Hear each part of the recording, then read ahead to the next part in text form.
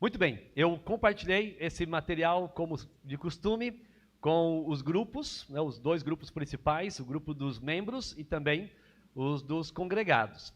Mas qualquer outra pessoa que não está nesses grupos e precisar da apostila, quem sabe alguém do seu lado aí já pode te encaminhar por WhatsApp ou de outra forma que você quiser ter o conteúdo, tá bom? E assim vamos estudar um pouco desse tema de hoje, que é educação de filhos. A criação de filhos é uma das responsabilidades mais sérias confiadas por Deus aos pais. É um dos ministérios que os pais recebem diretamente do Senhor. Você talvez não tenha um ministério de liderança na igreja local, talvez você não tenha um ministério administrativo, mas se você tem filhos, Deus já deu a você um ministério de ser pai e de ser mãe. E a Bíblia ensina que é o lar, que é o lugar principal para a formação espiritual dos nossos filhos. A igreja pode auxiliar, escolas confessionais podem auxiliar, outros da família podem até ajudar também, mas a principal responsabilidade pela formação espiritual, teológica dos filhos são os próprios pais. É no lar que os filhos devem aprender sobre quem é Deus. É no lar que os filhos devem aprender sobre como servir uns aos outros. É no lar que os filhos devem aprender com os pais, observando a vida deles, como seguir a Jesus. Os pais piedosos, aqueles que têm temor do Senhor, devem ter sempre a ousadia de dizer para os seus filhos: sigam os meus passos. Agora, quando já tem problema aí na maneira de se comportar, maus exemplos, isso vai afetar diretamente, com certeza, a estrutura do lar. Então, em uma cultura que frequentemente delega a educação moral, espiritual, às escolas, aos especialistas, né, aqueles que são formados de uma maneira tão especial para educar filhos, aí os pais abrem mão. Olha, isso nos chama a atenção, por que estamos vendo tantos fracassos por aí. Nós vivemos numa cultura em que o Estado, né, o nosso país, tem uma forte tendência de achar que educação cabe a ele, Estado, e não às famílias, a ponto de proporem coisas que às vezes parecem ser interessantes para alguns, como uma educação integral, manhã, tarde, se deixar até a noite, ou seja, tira os filhos das famílias, fique conosco, e nós é que vamos educá-los para formá-los como cidadãos desse país. Isso é um perigo, né? Não é que nós não devemos ter nossos filhos nas escolas, mas, de acordo com a Constituição brasileira, a responsabilidade de educar filhos é da família e do Estado. A parte do Estado para fornecer às famílias a estrutura para aqueles que querem usar. Mas se você quiser, como família, educar seu filho sozinho, aí você não pode, né? Já viu isso? Você não pode optar por educação doméstica, mesmo que você use todos os critérios, né, bons para fazer isso. Essa é a proibição que nós encontramos no país, né? Mas algumas famílias são resistentes e fazem a chamada educação doméstica, né, o homeschooling, que sempre traz algumas dificuldades quando há uma denúncia, alguma coisa assim, mas há bons resultados. Eu conheço famílias que usam do sistema, exige muito dos pais, é verdade, mas também os resultados são muito bons. Nessa lição 4, nós vamos estudar um versículo, Efésios 6:4, e vamos destacar algumas partes desse versículo. E vamos estudar então algumas das expressões usadas aqui para nos ajudar a entender essa responsabilidade dos pais na educação dos filhos. Basicamente, os pais têm que evitar qualquer tipo de atitude que provoque os seus filhos a ira, ou que incentive os seus filhos a uma vida de pessoas iradas, descontroladas, mas deve criá-los, deve assumir a responsabilidade de criá-los, não à sua própria maneira, mas na disciplina e na instrução ou administração do Senhor. Então, nessa lição, nós vamos mostrar que esse processo de educação precisa de amor, autoridade, disciplina, instrução, discipulado, com o objetivo de conduzir os corações dos filhos ao temor de Cristo Jesus. Essa é a grande responsabilidade que temos. Se você tem aí a apostila, página 2, item 4, né, nós vamos começar ali, mas depois vamos destacar essas partes dos versículos de Efésios 6, 4. Primeiramente, 2 fundamentos básicos aqui no assunto de educação de filhos. Primeiro aspecto, os filhos são um problema que os pais trouxeram para sua casa. Amém? Opa, né? Já pensou se algum pai desesperado fala, é isso que eu queria ouvir hoje, Deus fala comigo. Não, né? Não, os filhos são uma herança, são bênção. Então pense no seu filho agora, por mais que ele tenha te deixado acordado várias noites, é uma bênção. Cadê o amém? Então imagine, né, você ali agora nessa próxima madrugada, aquele choro estridente, que bênção que o Senhor me deu, obrigado Senhor, e tal, né? Ou na fase da adolescência, que ela diz aqueles problemas diversos, ele vem para falar com você, não se esqueça, filhos são sempre herança do Senhor. O Salmo 127:3 diz, herança do Senhor são os filhos, o fruto do ventre, o seu galardão. Então, note as duas palavras bem interessantes aqui, herança e galardão. Filhos são presentes do Senhor, são recompensas, são prêmios. Logo, um aspecto fundamental aqui na educação de filhos é entender que os pais são mordomos. Eles não são donos ou proprietários dos seus filhos.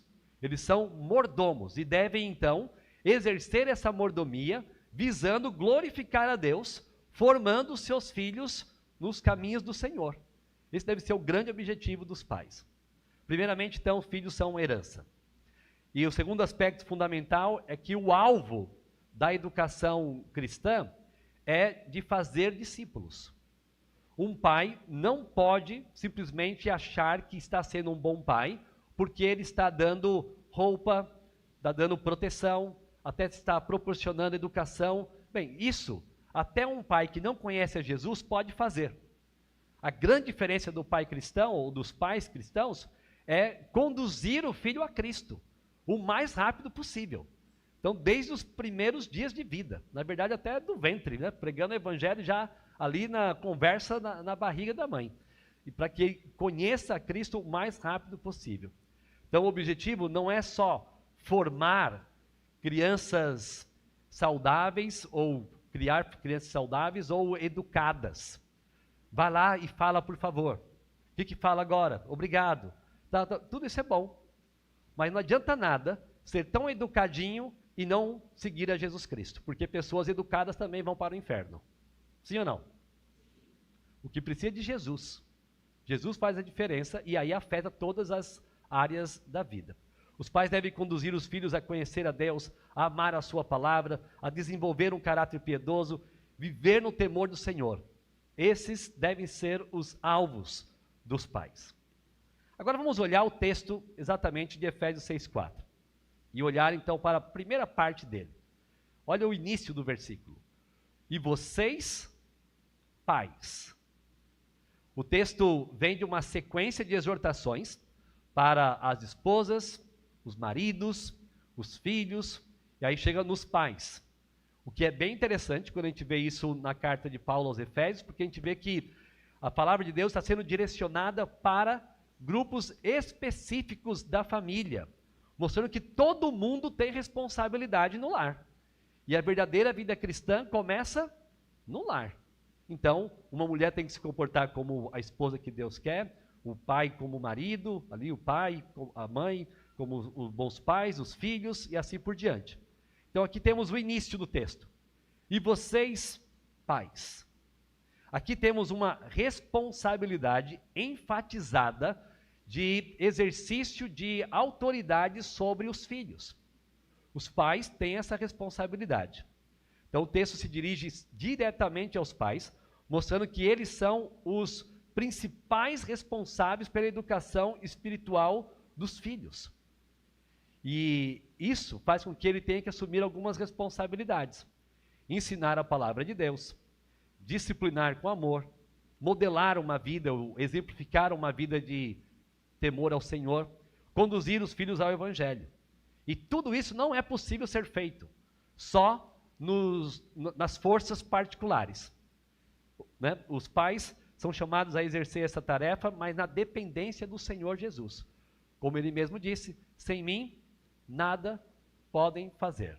Vocês não podem fazer nada. Então aqui temos essa responsabilidade dos pais. E há um aspecto também bem interessante. Essa palavra pais aqui, ela normalmente é utilizada para se referir aos homens. No início do capítulo, Efésios 6, tem outra palavra pais, que em português, para não ter a diferença, né? Nós temos tradução do versículo 1 e do versículo 4 com a mesma palavra. Mas no original, no texto original, a primeira palavra, quando fala que os filhos devem obedecer e honrar os seus pais, ali está se falando de pai e mãe.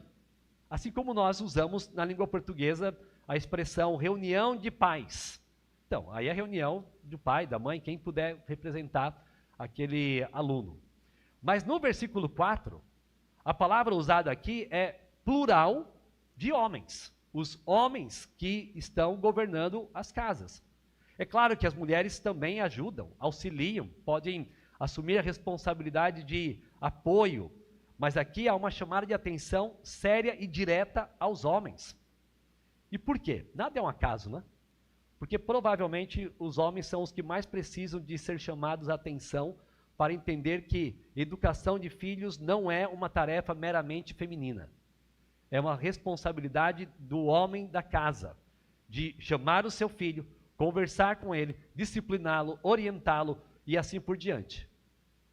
E aí alguns pensam, mas meu filho já é grande, né? Então já fiz o que eu tinha que fazer. Na nossa cultura, inclusive a cultura evangélica brasileira, há uma ideia de que quando o filho completa 18 anos, eu já fiz tudo o que tinha que fazer, não tenho mais nada então para fazer agora por ele. Grande engano. Deixe-me ler aqui o item 5.2. A responsabilidade dos pais com filhos jovens adultos. Uma ideia comum em nossa cultura é que ao completar 18 anos, os pais deixam de ter qualquer responsabilidade de orientação e autoridade sobre os filhos. Embora seja verdade que o filho caminha progressivamente para a independência, a Bíblia não estabelece uma ruptura automática de responsabilidade parental baseada apenas na idade. A maioridade civil não significa necessariamente maturidade espiritual, emocional ou moral. Por isso, pais piedosos continuam exercendo influência, orientação e correção amorosa na vida dos seus filhos, especialmente enquanto ainda vivem sob o mesmo teto. Não importa a idade. Está morando debaixo do mesmo teto dos pais, deve se submeter a eles.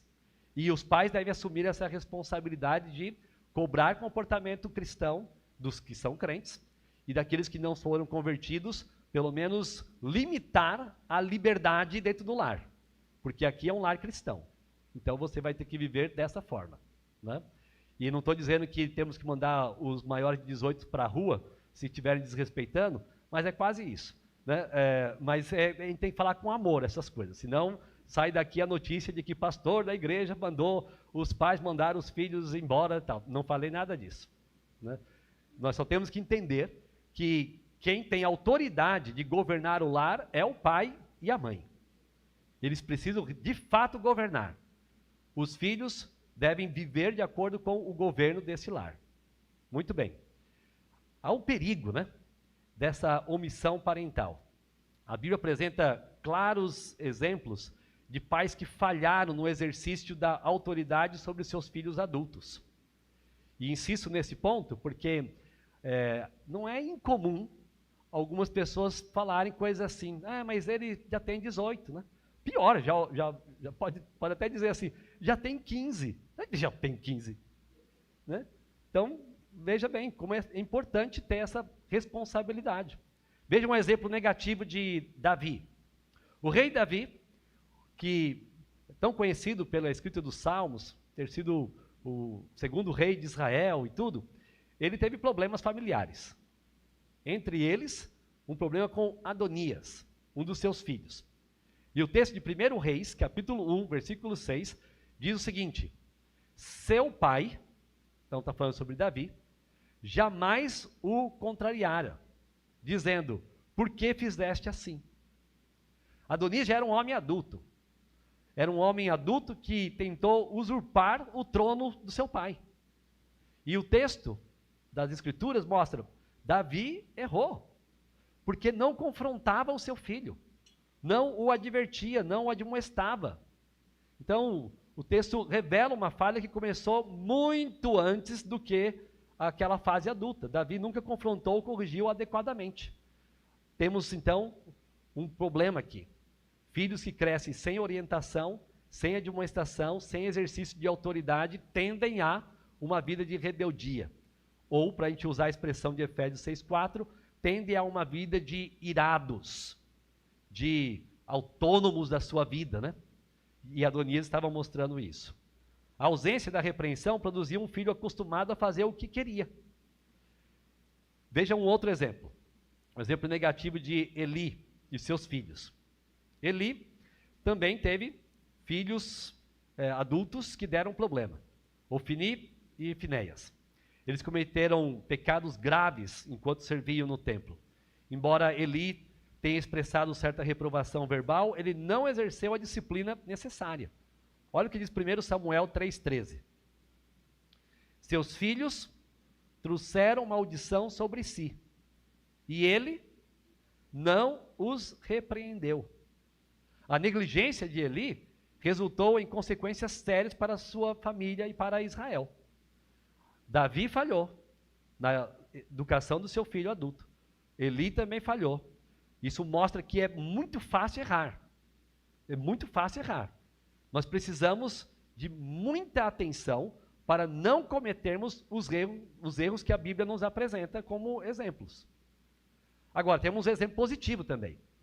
O exemplo de Salomão. Salomão, ele, ao escrever o livro de Provérbios, ele modela para nós a relação de um pai com o seu filho jovem adulto. Ali nós vemos que Salomão estava orientando o seu filho à escolha de amizades. Obviamente, dá para fazer isso com crianças pequenas também, juniores, se quiser, né, sobre a escolha de amiguinhos, mas é claro que o conteúdo é muito mais apropriado para aqueles que já vão gerando, né, vão desenvolvendo uma vida de autonomia. Então, conhece pessoas, conversa com as pessoas, então, a orientação. Decisões morais, sabedoria para a vida, pureza sexual, que fica muito claro que ali temos um jovem adulto, escolhas que vão moldar o futuro. Então, por isso que várias vezes Salomão diz, filho meu, ouve a instrução do teu pai. Filho meu, ouça a instrução do seu pai. Ele repete isso várias vezes. Isso mostra um pai ativamente discipulando um filho jovem, repreendendo-o para enfrentar as tentações e responsabilidades da vida adulta. Veja a importância. Educar crianças, claro, ensine a criança no caminho que deve andar, mas também continuar com os adolescentes, com os jovens, com os adultos que morem na sua casa e estão debaixo da sua responsabilidade. O papel dos pais deve ser contínuo. Os pais precisam se responsabilizar pelo aconselhamento espiritual, pela advertência contra o pecado, pela orientação moral, pelo exemplo de vida piedosa, e assim influenciá-los.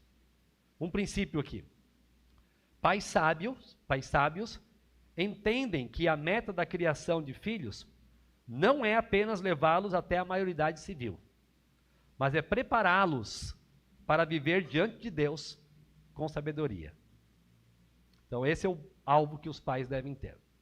Muito bem, nesse primeiro momento, estamos destacando dois fundamentos. Primeiro, os filhos são herança do Senhor. Por mais que tenhamos lutas e dificuldades, não podemos perder o foco de que filhos são um presente do Senhor. E nós temos a responsabilidade de agirmos como mordomos. E o nosso alvo deve ser prepará-los para seguirem a Jesus Cristo. Quem é o principal responsável? os pais. Entre os pais, qual é o mais responsável ainda? O pai, o homem. Mas pai e mãe são responsáveis de forma geral. Qual deve ser o alvo? Formar discípulos em casa.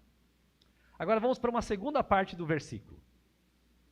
No ponto 6 da nossa apostila. Olhando agora para o versículo Efésios 6,4 novamente. E vocês, pais, primeira parte, não provoquem os seus filhos a ira. Veja então a advertência de não provocar os filhos a ira, o que já ensina que pais não podem fazer com os filhos o que eles quiserem. Deus proíbe que os pais tomem atitudes que possam levar os filhos à ira. Então, o pai não pode pensar assim, o filho é meu, vou fazer o que eu quiser. Não, porque é Deus que está dizendo, não faça isso. Então, nós devemos, como pais, nos submetermos a Deus, e uma das coisas que temos que obedecer é o mandamento de não provocar filhos a ira. Agora, vale também entender o seguinte, você não está provocando seu filho a ira de forma pecaminosa quando você o contraria, porque Davi tinha que ter feito isso com Adonias. Você não está provocando seu filho a ira quando você o repreende, porque Eli tinha que ter feito isso com seus filhos. Quando eles reagem a uma orientação bíblica, a uma exortação de acordo com a palavra de Deus, isso aí é demonstração do pecado deles, não é um pecado dos pais. Os pais não estão provocando os filhos a ira por eles demonstrarem ira quando estão sendo repreendidos biblicamente, de forma mansa, com autoridade, com amor, e ainda assim reagem. Isso aí reflete ou expressa a ira do coração deles, né? Não é um erro dos pais. Agora, pais podem errar e podem provocar os filhos a ira. Então, os pais provocam seus filhos a ira quando? Quando disciplinam seus filhos com raiva. Isso provoca filhos a ira. Por quê? A disciplina bíblica não é para ser feita como uma briga, né, entre adolescentes de escola. Lembra quando saía da escola? Tinha isso por aqui? Aí tinha aquele dia da briga. Todo mundo ficava, hoje tem briga, hoje tem briga. Aí lá fora, né, ficava todo mundo esperando para ver as pessoas, e aí depois começava a fazer um círculo aí, briga, briga, briga. Era assim. Tem pai que vive assim com seus filhos. Tem pai que vive brigando com seus filhos. Isso não é a maneira bíblica de educá-los. Então, quando isso acontece, quando os pais são irados, eles estão provocando seus filhos a um comportamento de pessoas iradas. Então, essa é uma das maneiras. A outra, quando os pais são inconsistentes. O que significa isso?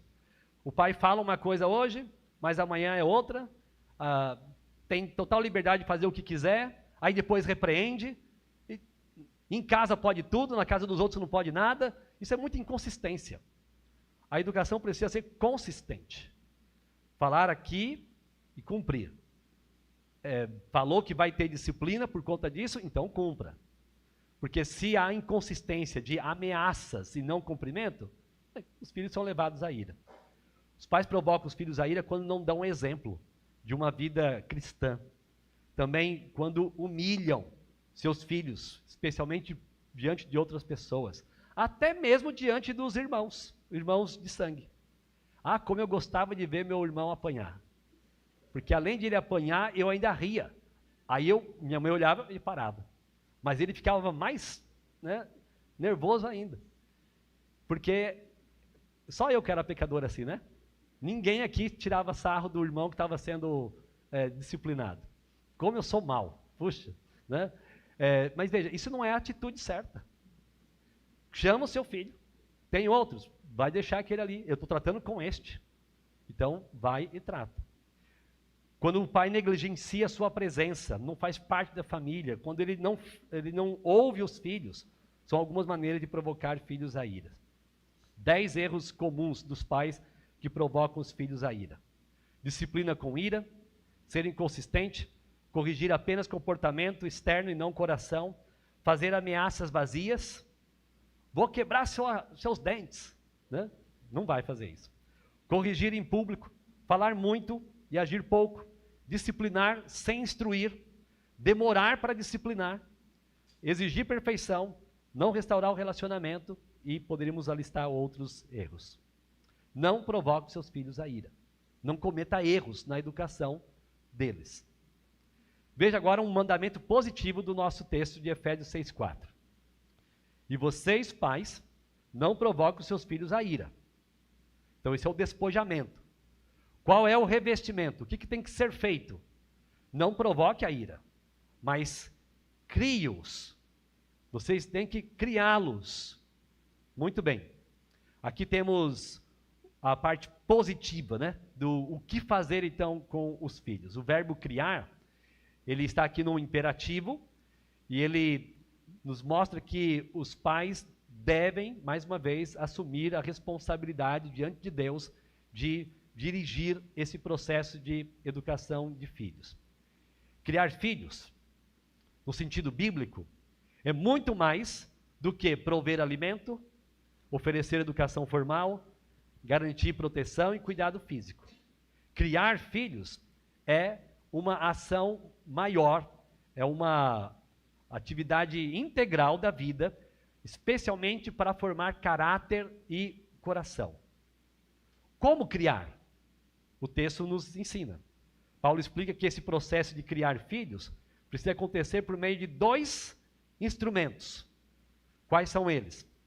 Disciplina e admoestação. Como é que você cria o seu filho? Como é que tem que fazer isso?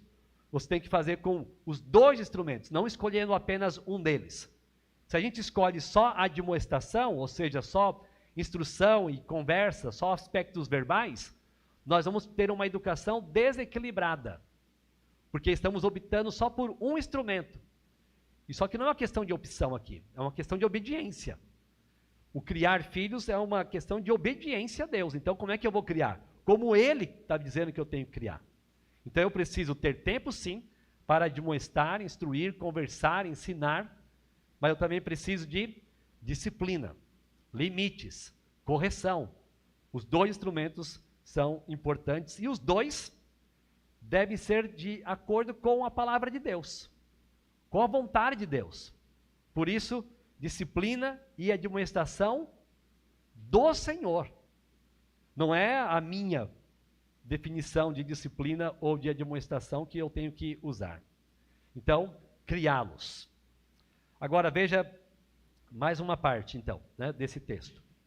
Item 8 da nossa apostila. E vocês, pais, são os responsáveis. Não provoquem os seus filhos a ira, ou seja, não cometam erros nesse processo, de maneira que provoque seus filhos a um mau comportamento. Mas, trate de criá-los. Assumam essa responsabilidade. Como? Na disciplina e na admoestação do Senhor. A disciplina é um ato de amor. A disciplina é um ato de obediência a Deus. É Ele que está ordenando, eu vou fazer aquilo que Ele diz.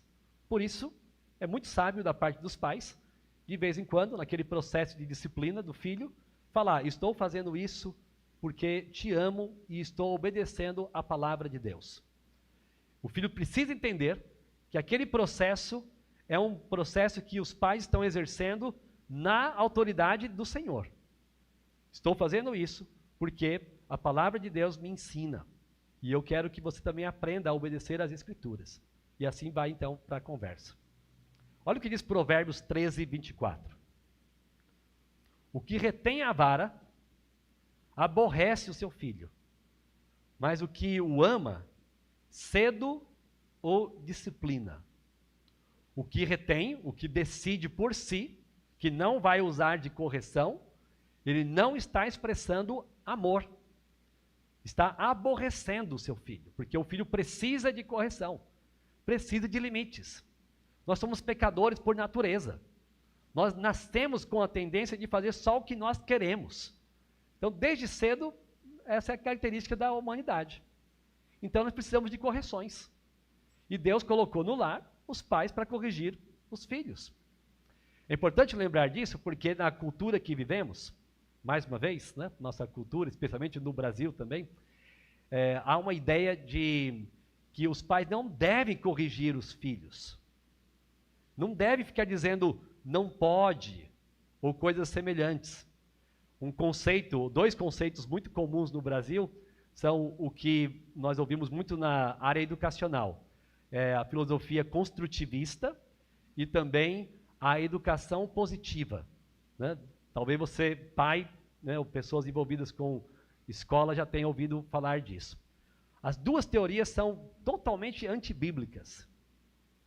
Construtivismo, em resumo, parte da ideia de que uma criança não precisa de nenhuma intervenção externa, nenhuma instrução de professor, de pai, tudo, porque tudo está dentro dela.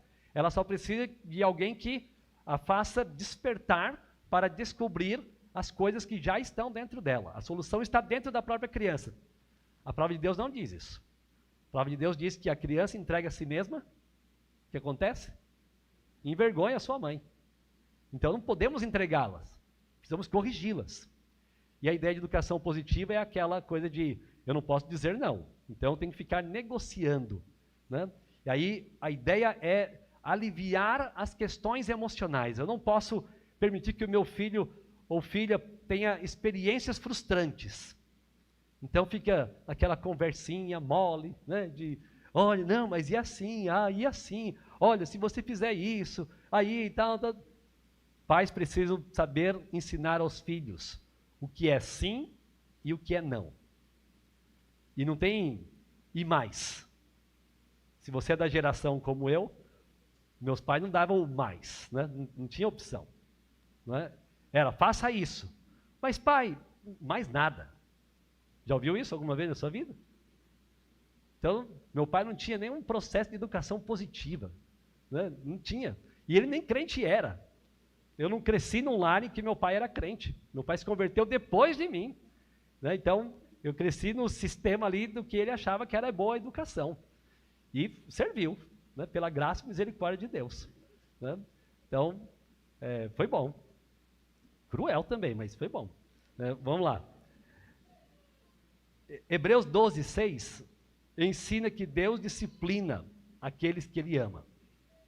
E lá em Hebreus também é dito que os pais fazem o mesmo, ou devem fazer o mesmo, porque amam seus filhos.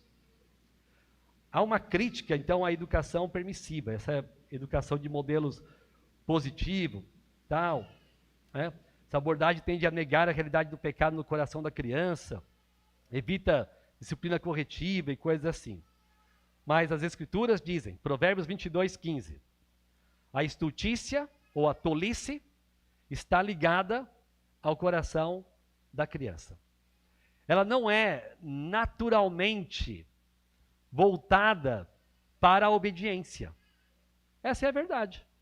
Então, sabendo disso, nós devemos glorificar a Deus por saber que nossos filhos estão sendo corrigidos e nós estamos participando desse processo. Eu já ouvi, às vezes, alguns pais falarem assim, mas eu corrijo tanto e parece que não dá jeito. Eu falo, irmão, continue. A questão aqui é a sua obediência a Deus. Talvez você vai ter que fazer isso por muitos anos, então faça. Mas entenda que isso está glorificando ao Senhor, porque você está sendo obediente a Ele. Então não perca, né, a calma ou a esperança. Trate cada dia como o primeiro dia da sua correção. Puxa, mas já fiz todo. Faça de novo como o primeiro dia. E assim você não vai ter maiores problemas ou desespero. Agora, além da disciplina, é necessário também admoestação. Admoestação é uma palavra que poderia ser traduzida como aconselhamento, ou como advertência, ou como ensino. Enfim, são várias expressões para mostrar que pai deve educar, não só proibindo, colocando limites, aplicando disciplina, mas precisa também ser ativo na educação. Na educação de conversar mesmo. Isso não depende de personalidade. Ah, é que eu sou uma pessoa mais quieta, então eu não sou de muita conversa. Aqui não é opção. Pais precisam falar com seus filhos. Então, precisam sentar, ouvi-los, gerar conversas, porque não tem como admoestar, aconselhar, ensinar, instruir, se você não usar a boca, os lábios, as palavras. Então, é necessário, sim, gastar tempo com os filhos dessa maneira. Ou até, melhor dizendo, de forma positiva, investir tempo. Para você estar orientando, discipulando, acompanhando. Então, eles não vão aprender as verdades bíblicas por si mesmos. Precisam de tempos devocionais com os pais. Precisam de momentos formais com os pais.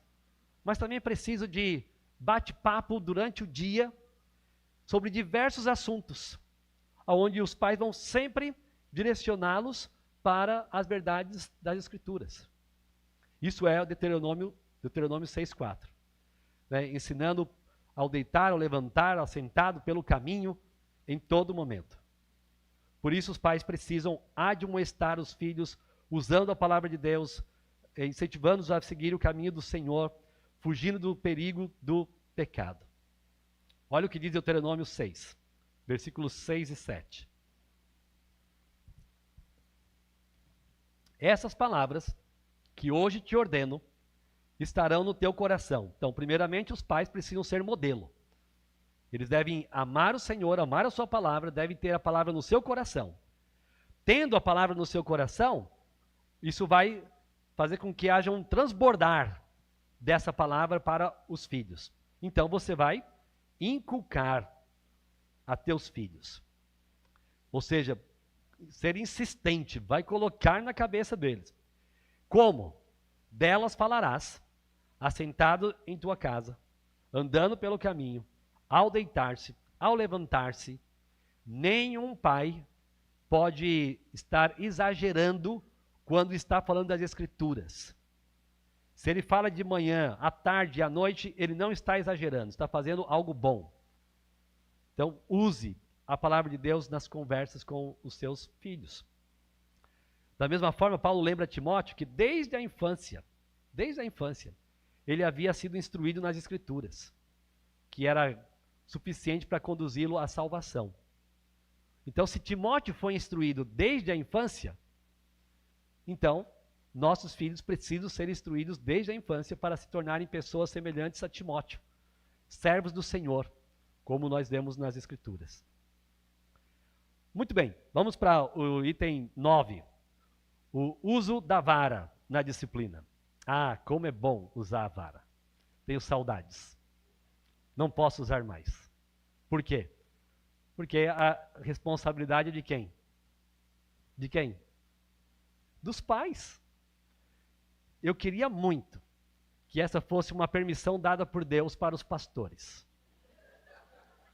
Ah, seria assim uma alegria. Já pensou os pais trazendo, pastor, olha, fez isso, vem cá.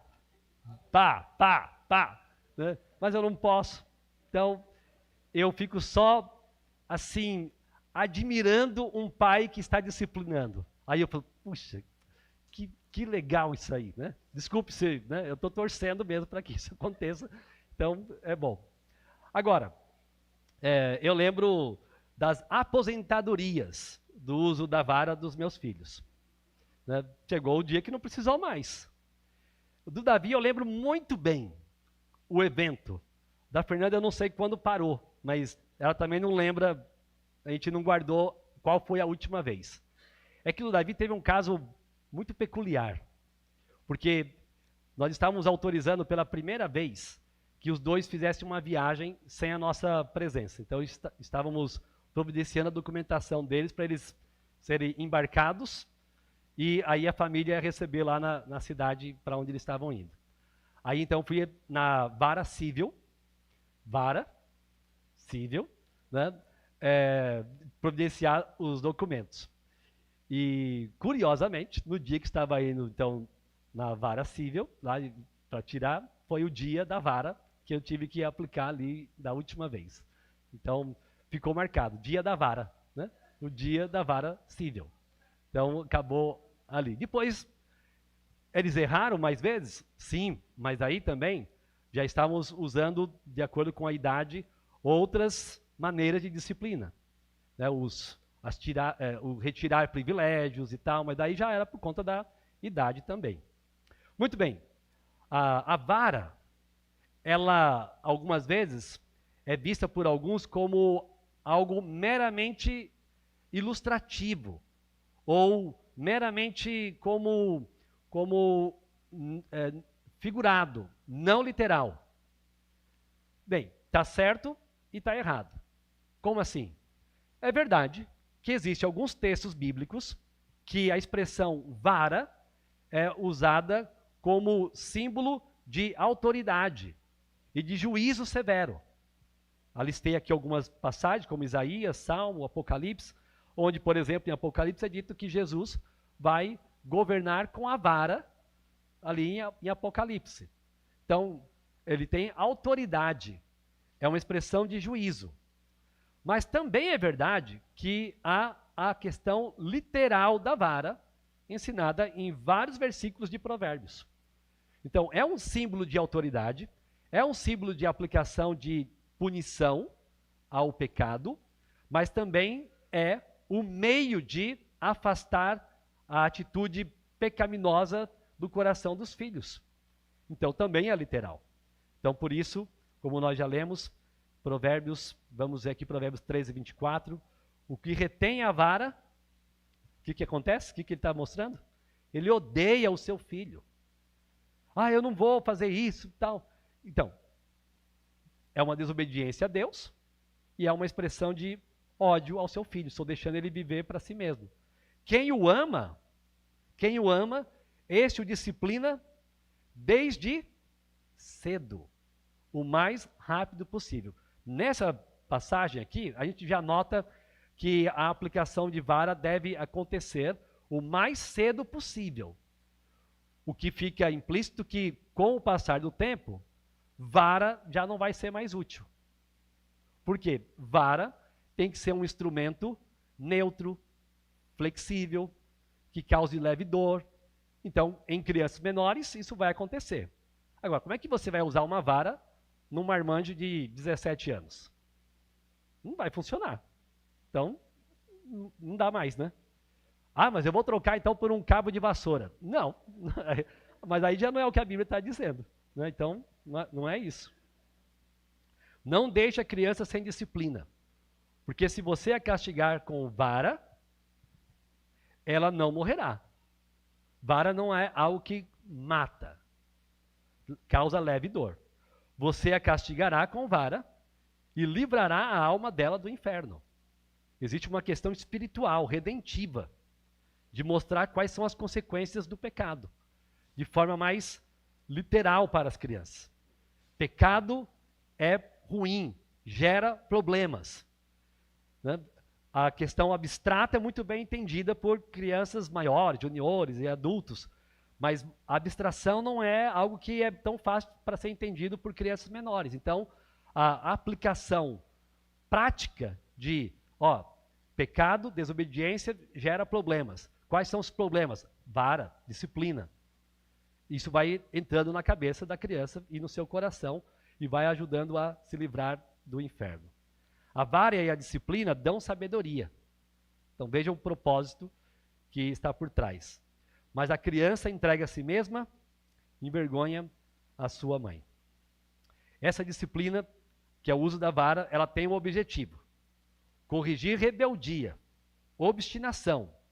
Em resumo, primeiro se admoesta, primeiro se ensina, primeiro fala. A vara só entra quando você tem ali um ato de desobediência declarado, porque você instruiu. E aí nessa conversa é até bom confirmar. O que você devia ter feito? Lembra bem disso? O que você fez? Aí vai, né, fazendo essa sondagem para confirmar que havia sim um entendimento e houve desobediência declarada. Portanto, a aplicação da disciplina. Alguns princípios do uso da vara. Primeiro, é um instrumento neutro, ou seja, não são nossas mãos. Nós não devemos corrigir nossos filhos com cascudos, beliscões, tapas. O que mais? Mata-leão, né? Finalizando, né?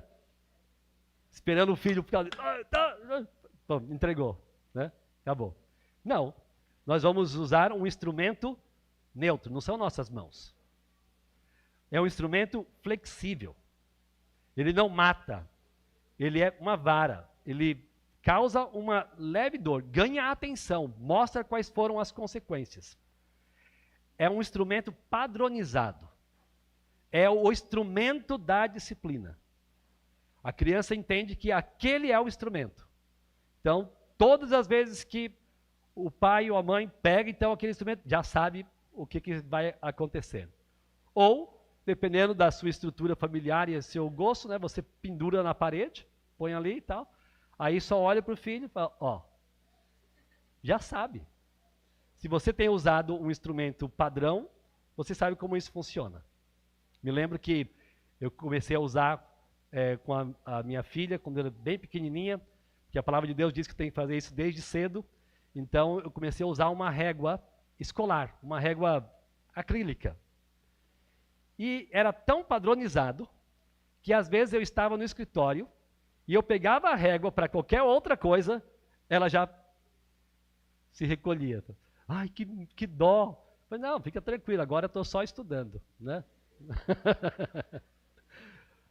Instrumento padronizado.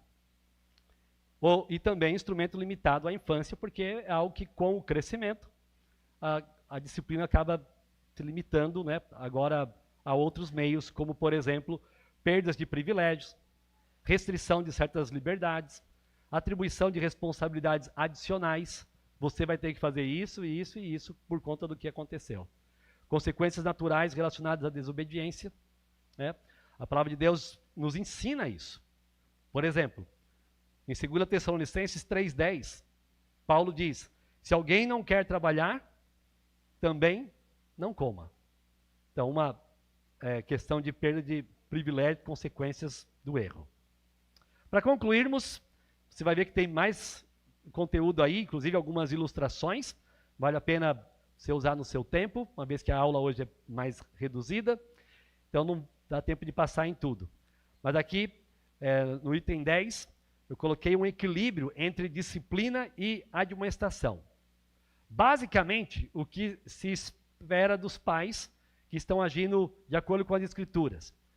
Identificar o comportamento pecaminoso, investigar o coração, para não ficar apenas no comportamento, para saber qual foi a motivação, instruir com a palavra naquele momento. A verdade bíblica é esta, que você tem que considerar, aplicar a disciplina, quando necessário, se houve rebeldia, conduzir ao arrependimento, apontar para o evangelho e restaurar o relacionamento, ou seja, terminar com uma expressão de amor, fechando o processo, com carinho, para que não dê a impressão de que agora você está brigado, não tem relacionamento com o filho, de forma nenhuma, né? É isso. Aí temos um exemplo com detalhes e quero encerrar apontando aqui para os quadros ilustrativos. E tem 11.